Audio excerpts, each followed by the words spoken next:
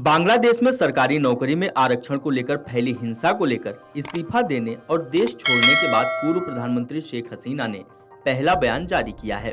उन्होंने कहा कि बांग्लादेश में हिंसा करने वालों को सख्त से सख्त सजा मिलनी चाहिए। उन्होंने देशवासियों से 15 अगस्त को शोक दिवस मनाने की अपील की है। वहीं हाल ही में जेल से रिहा हुई पूर्व प्रधानमंत्री खालिदा जिया ने बुधवार और गुरुवार को अपनी पार्टी बांग्लादेश नेशनलिस्ट पार्टी के दफ्तर के बाहर धरना देने का ऐलान किया है।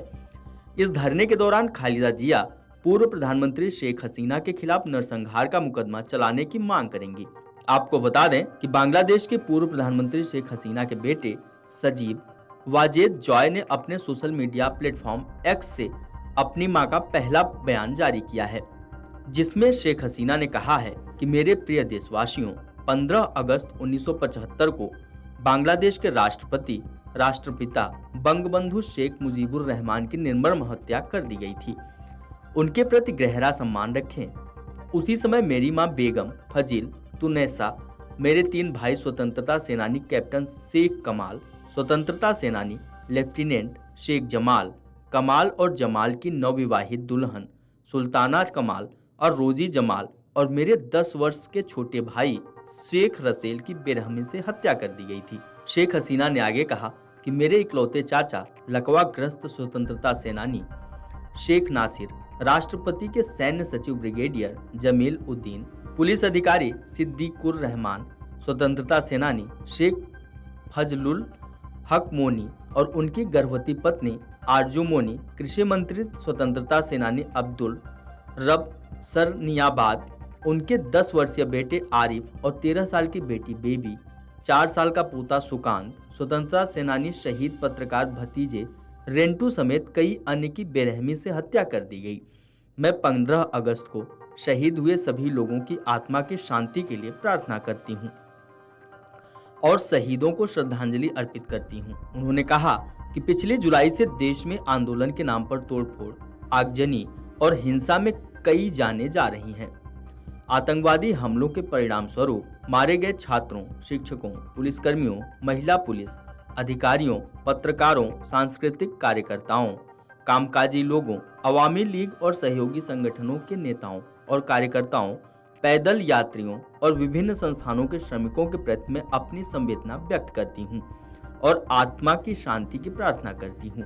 उन लोगों के प्रति मेरी संवेदनाएं जो मेरी तरह अपने रिश्तेदारों को खोने के दर्द के साथ जी रहे हैं।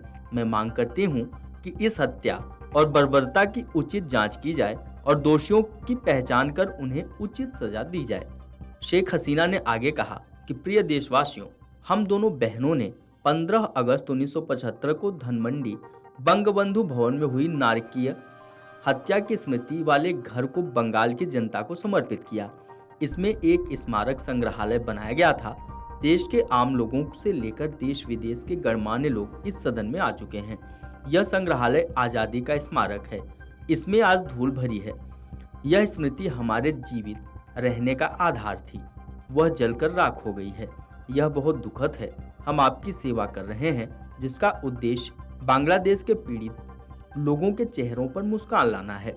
अपने परिजनों के नुकसान की याद को अपने दिलों में बनाए रखना है। इसका शुभ फल भी आपको मिलना शुरू हो गया है। बांग्लादेश विश्व में विकासशील देश का दर्जा प्राप्त कर चुका है। राष्ट्रपिता बंगबंधु शेख मुजीबुर रहमान, जिनके नेतृत्व में हमने एक स्वतंत्र राष्ट्र के रूप में आत्मसम्मान प्राप्त किया, अपनी पहचान पाई और एक स्वतंत्र देश प्राप्त किया, उनका घोर अपमान किया गया है। उन्होंने लाखों शहीदों के खून का अपमान किया। मैं देशवासियों से न्याय चाहती हूँ। मैं आपसे 15 अगस्त को राष्ट्रीय शोक दिवस को उचित गरिमा और गंभीरता के साथ मनाने की अपील करती हूँ। शेख हसीना ने आगे कहा कि बंगबंधु भवन में पुष्प माला चढ़ाकर और प्रार्थना कर सभी आत्माओं की मुक्ति के लिए प्रार्थना करें। अल्लाह बांग्लादेश के लोगों को आशीर्वाद दे। खुदा हाफिज। जय बांग्ला, जय बंगबंधु। मुल्क छोड़ने के बाद पहली बार शेख हसीना ने ये बयान जारी किया है। वीडियो डेस्क अमरउजाला.com। अगर आप ये वीडियो YouTube पर देख रहे हैं तो हमारे चैनल को सब्सक्राइब करें और बेल आइकन को दबाना ना भूलें। अगर आप Facebook पर ये वीडियो देख रहे हैं तो हमारे पेज को लाइक करें।